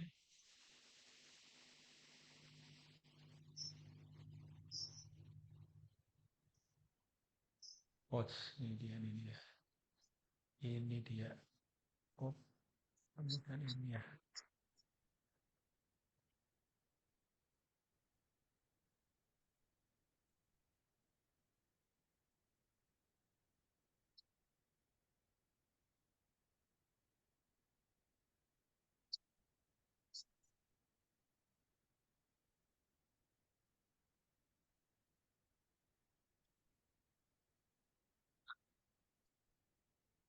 Penelitian ilmiah. Nah, ini ya penelitian ilmiah. Di sini tuh ada surat keterangan PKL atau riset atau keabsahan data. Ini maknanya begini. Kalau mahasiswa pernah PKL, ya pernah PKL, di PKL-nya itu membuat aplikasi misalnya ya, membuat aplikasi. Mahasiswa itu memiliki dua pilihan outline sebenarnya. Yang pertama implementasi atau mau ngambil penelitian ilmiah, itu bisa. Ya, itu bisa. Terus kalau memang skripsinya itu tidak Ada di berhubungan, email, lagi buka ini emailnya. tidak berhubungan dengan PKL,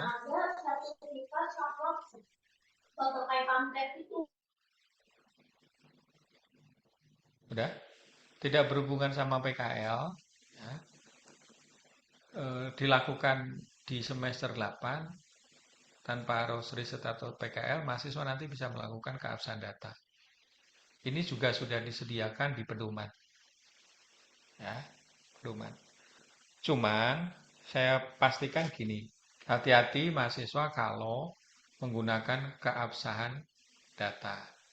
Kalau memang objeknya nanti ada mitranya, ya objeknya nanti ada mitranya, terus mahasiswa mengolah data, hasilnya itu tidak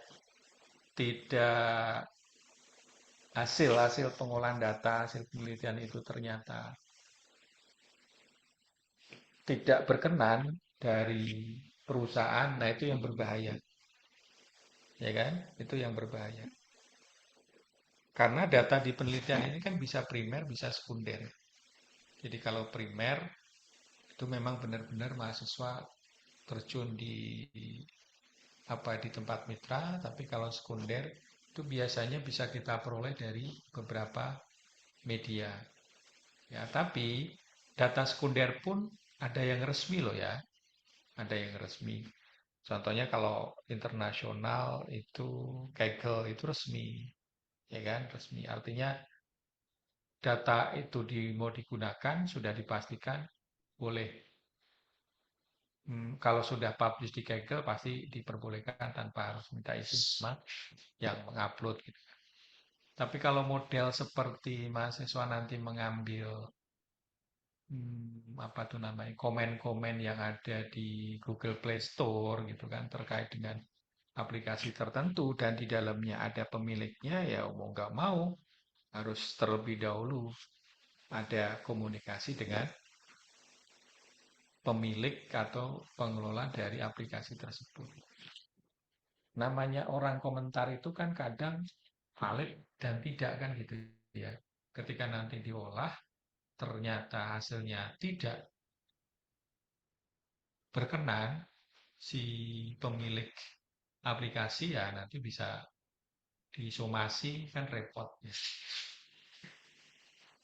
Jadi kalau memang ada objeknya harus terlebih dahulu mahasiswa komunikasi dengan mitra. Karena yang namanya penelitian itu hasilnya bisa baik, bisa buruk. Nah, kalau yang baik biasanya senanglah perusahaan. Tapi kalau yang enggak, nah biasanya itu yang harus kita antisipasi. Oke. Contohnya kayak tadi yang nanya pertama kan. ada yang perusahaan meminta gitu kan, data-datanya di-keep gitu. Nah, itu salah satunya kan menganggap bahwa data itu privacy, tidak dipublikasikan. Nah, begitu juga sama. Datanya memang iya, itu bisa dibaca sama orang. Tapi kalau sudah diolah, itu akan menjadi informasi kan. Nah, itu yang harus dijaga. Jangan sampai nanti kita kena somasi.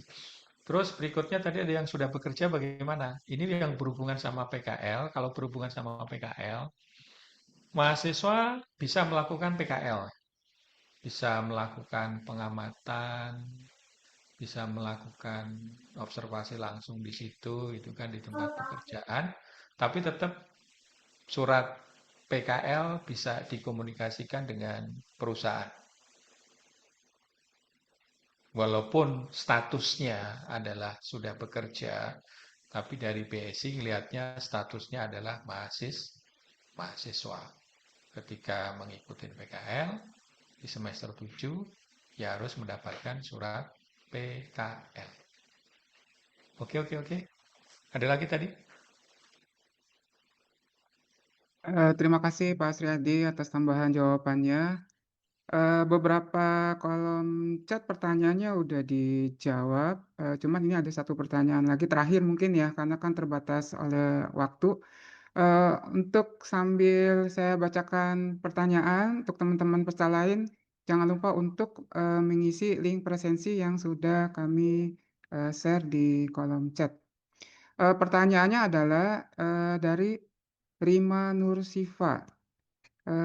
Izin bertanya, kalau yang mengerjakan skripsinya kelompok, kita masih satu kelas, tapi berbeda kota untuk tempat tinggalnya. Apakah risetnya bisa perwakilan saja, Pak, dari kelompok itu? Dan apa harus semua melakukan riset langsung? Nah, ini berarti ke Bu Nining ya, karena ini skripsi. Silakan Bu Nining. Jadi apakah boleh diwakilkan ataukah harus semuanya melakukan riset? Aduh. Oke. Jadi, kalau saran saya sih semuanya ikut ya. Kenapa? Karena biar kalau kita bertiga, satu kelompok bertiga, biar ketiganya paham, Pak. Tuh.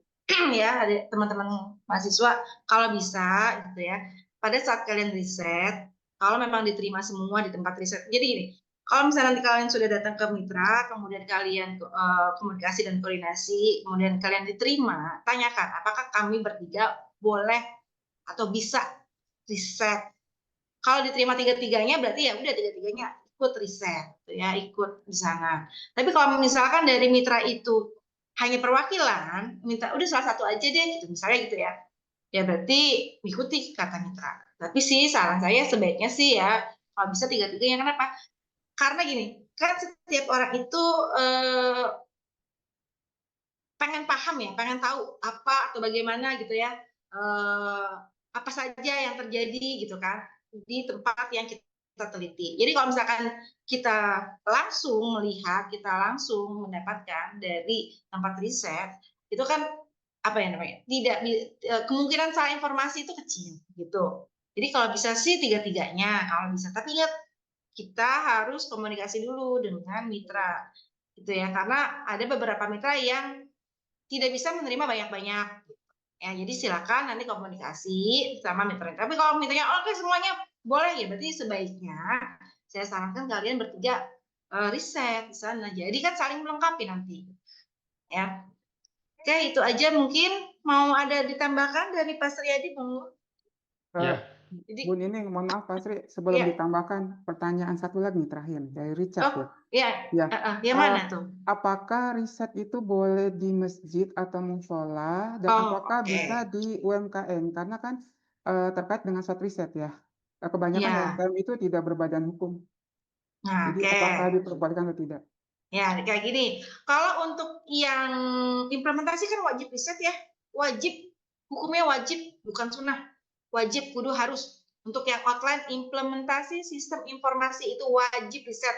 Nah, risetnya itu adalah di tempat-tempat yang sudah memiliki legalitas. Contoh misalnya, UMKM punya nggak sih Bu legalitas? Punya. Mereka ada SKU, ya. Jadi itu bisa digunakan. Nah, kalau di yayasan bisa nggak Bu? Yayasan bisa. Yayasan pasti ada surat pendirian yayasan. Jadi ingat, kalau kalian mau apa namanya, mau riset gitu ya, khususnya untuk implementasi karena dia wajib sifatnya, maka yang sudah punya legalitas gitu ya, punya legalitas itu. Bu, saya mau di komunitas Vespa misalnya, apa yang mau dirancang, implementasi apa misalnya, tapi di komunitas tidak ada legalitas, jadi nggak bisa. Jadi yang jadi note adalah punya legalitas. Atau kalau berbadan hukum sih kayaknya gimana Pak Sri? Kalau saya sih bilangnya legalitas ya. Jadi punya legalitas, punya apa namanya ya, bahwa dia legal gitu, tercatat gitu ya. Kayak UMKM kan legalitasnya adalah di SKU. Kalau di yayasan pasti ada surat pendirian yayasannya. Monggo Pak, mungkin mau ditambahkan atau ada pencerahan yang lain? Oke.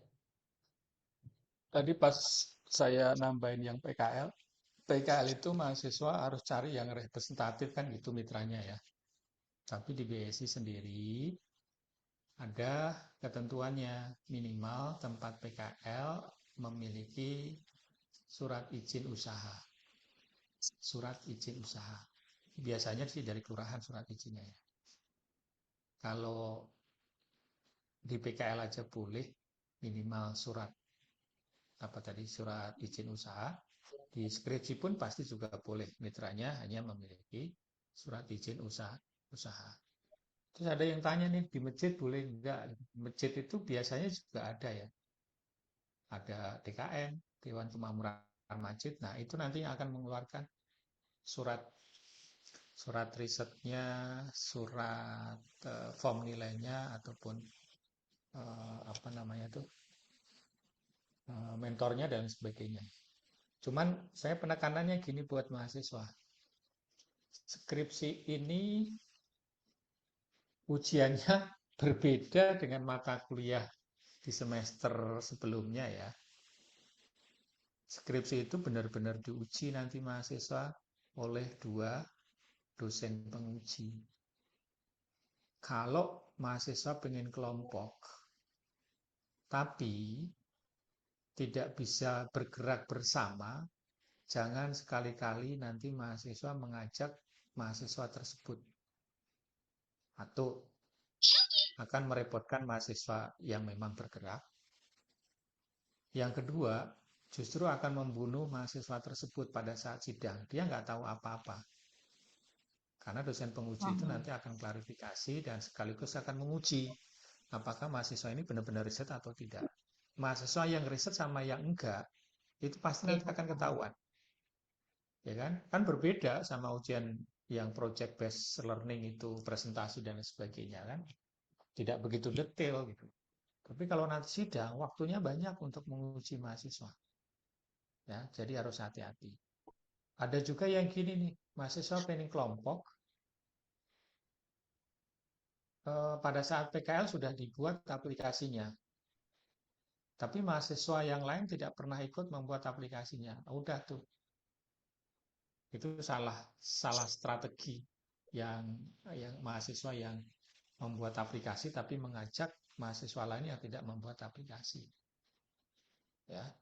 Jadi saran saya kalau memang aplikasinya sudah dibuat pada saat PKL, alangkah bagusnya tetap individu. Ya, tetap individu. Tadi kan saya sudah sampaikan ya, 90% outline yang proyek sistem informasi yang PKL sama implementasi itu 90% udah sama. Ya. Jadi kalau mahasiswa kerjakan dari sekarang, wah saya yakin sih paling bimbingan nanti sekitar April ya, April, Mei, Juni, April, Mei lah itu udah selesai skripsinya. Ingat loh ya, waktunya itu terbatas, bimbingan skripsi. Biasanya awal Juli itu sudah pendaftaran sidang. Ya, pendaftaran sidang. Jadi kalau mahasiswa nggak mencuri start dari sekarang, caranya bagaimana? Lihat aja pedoman. Saya memiliki bahan ini pada saat PKL. Nah, kira-kira outline yang mau dipilih apa? Oke ya. Jadi langsung bisa gas. Beberapa mahasiswa udah colek-colek saya, Pak, saya mau konsultasi nih. Ada juga yang kayak gitu. Kemarin terakhir ada yang nanya, Pak, boleh nggak Pak via WA? Ya, saya sampaikan, boleh lanjutkan. Itu ya terkait dengan konsep kelompok. Jadi nggak boleh sembarangan. Terus hati-hati kalau mahasiswa kelompok. Kalau mahasiswa nanti kelompok berbeda kampus, misalnya satu Margonda, satu Cengkareng, satu lagi Kali Abang, ya. Nah, nanti kalau pada saat bimbingan bagaimana? Dosennya ternyata ada di Fatmawati. Ya kan? Konsekuensinya pada saat bimbingan ya yang Kali Abang harus ke Fatmawati. Yang Cengkareng harus ke Fatmawati, Margonda ke Fatmawati untuk bimbingan. Jadi tujuan kita by Prodi itu ada kelompok untuk mempermudah mahasiswa. Nanti kalau sudah berbeda kampus, walaupun boleh ya, walaupun boleh, tapi pada saat bimbingan nanti yang kerepotan mahasiswa. Bimbingan itu minimal 8 kali. Jadi kalau kelompok, ya tiga-tiganya harus 8 kali bimbingan. Jadi bimbingan nggak bisa diwakili. Riset pun juga sama. Hasilnya berbeda penguasaan materi nanti. Oke. Jadi pilihlah kelompok yang benar-benar bisa support baik proses bimbingan, risetnya, ataupun penyusunan skripsi. Jangan dipaksain mau kelompok, tapi nanti malah merepotkan. Oke. Oke. Baik, terima kasih Pak Suryadi. Karena waktunya tinggal 4 menit lagi, masih ada waktu nih. Kayaknya Pak Nando nggak sabar nih kayaknya untuk menjawab ya. Terakhir kebetulan pertanyaannya terkait dengan PKL. Ini Lamsihar bertanya terkait PKL untuk kelas karyawan. Apakah bisa PKL di tempat kerja yang tidak berkesesuaian dengan jurusan saat ini? Terima kasih. Gimana Oke, Pak terima Fernando? kasih Pak Dedi. Tes Lamsihar, semoga Anda mendengar dari Iya, Pak, pertanyaan yang sudah diajukan ya. Saya akan mencoba menjawab dari pertanyaan yang sudah diajukan. Terkait PKL yang kelas karyawan. Berarti kalau kelas karyawan berarti ada kuliahnya kan malam gitu ya. Terus apakah bisa PKL di tempat kerja yang tidak berkesesuaian dengan jurusan saat ini? Nah, saya pedomannya, patokan saya ada di PKL yang nanti akan Anda lakukan, maka nanti Anda harus sesuai dengan ya keilmuan Anda gitu ya. Jangan sampai nanti justru berbeda. Ini yang saya tekankan dulu. Nah, perkara mungkin kamu sekarang mungkin di tempat kerja yang mungkin tidak sesuai dengan jurusan Anda, itu saya kecualikan. Tetapi kalau nanti PKL, diusahakan dan diwajibkan Anda nanti PKL-nya di bidang keilmuan Anda. Kenapa? Ya karena memang itu yang menjadi tujuan kamu kan kuliah gitu ya. Ya kamu jurusan sistem informasi. Jangan sampai nanti menguasainya justru bidang manajemen gitu. Seperti yang dibilang sama Bu Ninik tadi. Nanti skripsinya bidang manajemen lagi kan. Nah, jangan seperti itu. Tapi kuasailah yang sesuai dengan keilmuan yang sekarang sudah Anda jalani. Gitu ya, Lamsihar, untuk pengarahan dari saya. Oke, kira-kira begitu Pak Denny. Mungkin ada tambahkan oleh Pak Kaprodi. Silakan Pak Kaprodi. Tapi Ya, Lamsinar dengar nggak nih? Lamsinar semoga dengar ya. dengar Pak, dengar. Oh, siap. oke. Lamsihar. Sistem informasi, keilmuan sistem informasi itu luas ya. Sistem informasi itu luas. Dimanapun ada perusahaan, entah itu CV, UD, PT, itu pasti ada keilmuan sistem informasi di situ.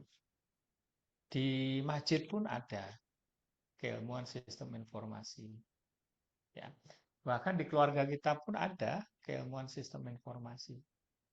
Kalau mahasiswa berhenti di lampu merah, lihat lalu lintas di situ, lihat traffic light di situ, itu juga ada ilmu sistem informasinya. Makanya tadi batasan mahasiswa bisa melakukan PKL adalah tempat mitra yang memang minimal memiliki izin usaha. Kalau sistem informasi itu bayangannya gini mahasiswa. Ingat-ingat aja mata kuliah sistem informasi manajemen. Ketika ada aktivitas, pasti nanti di situ akan ada yang namanya proses bisnis. Ya, kalau di DKM itu ada proses bisnisnya nggak? Menerima zakat, menerima infak, ya kan? Terus proses bisnis terkait dengan alokasi apa namanya itu, kotip, ya, kayak gitu ya. Keuangan juga ada proses bisnis, sistem informasi, ya kan? Sistem informasi manajemen masjid berarti luas tuh. Sistem informasi keuangan masjid ya berarti fokus di keuangan masjid, ya. Jadi bukan berarti misalnya, bukan berarti sesuai dengan keilmuan itu misalnya ditempatkan sebagai programmer, ditempatkan yang berhubungan sama komputer itu enggak, ya. Jadi mahasiswa nggak usah pesimis ketika diterima di PKL di mana kok tidak sesuai dengan sistem informasi ya. Misalnya mahasiswa bekerja nih di bagian produksi. Di bagian produksi itu kompleks sekali sistem informasinya. Ya kan? Kompleks sekali. Jadi aman lah sebenarnya. Tapi syukur-syukur sih mahasiswa memang ditempatkan di bagian komputer. Tentu pengalamannya akan berbeda, value-nya akan berbeda. Ya. Oke, oke. Baik, Oke, Pak. Pak Terima Sriadi. kasih. Sama-sama. Karena sudah jam 12 lewat, saya ucapkan terima kasih untuk narasumber Pak Fernando, Siaan, Mkom, dan Bu Nining, Mkom. Tadi Bu dulu Nining Pak dan Panas. Pak, Pak, ini penting nih mahasiswa yang transfer nih. apa Pak tuh izin Pak? bertanya, apakah boleh laporan TA D3 kita gunakan kembali untuk skripsi? Oh Ingat, iya, surat keterangan PKL itu jangka waktu berlakunya hanya setahun, 1 tahun. setahun. 1 tahun. Nah, pastikan kalau nanti berhubungan dengan surat PKL, apakah 1 tahun atau tidak. Oh iya, Teh. Ya. Tapi, misalnya gini, jaraknya 2 tahun lah gitu ya. Ternyata jaraknya 2 tahun. Mahasiswa bisa menggunakan outline TAD3 itu ke penelitian ilmiah. Penelitian ilmiah tadi kan boleh menggunakan keabsahan data. Tapi kalau mahasiswa misalnya lulusnya udah 5 tahun ke belakang gitu kan, terus itu mau dipakai buat penelitian ilmiah, ya pasti nanti akan dipertanyakan. 5 tahun, misalnya D3-nya bikin aplikasi. Terus penelitian ilmiahnya mau skripsi. Nah, ternyata itu sudah dilakukan 5 tahun yang lalu. Kemungkinan besar proses bisnisnya bisa berubah kan gitu ya. Itu yang jadi repot. Jadi hati-hati nanti yang transfer D3 tinggal dilihat masa surat keterangan.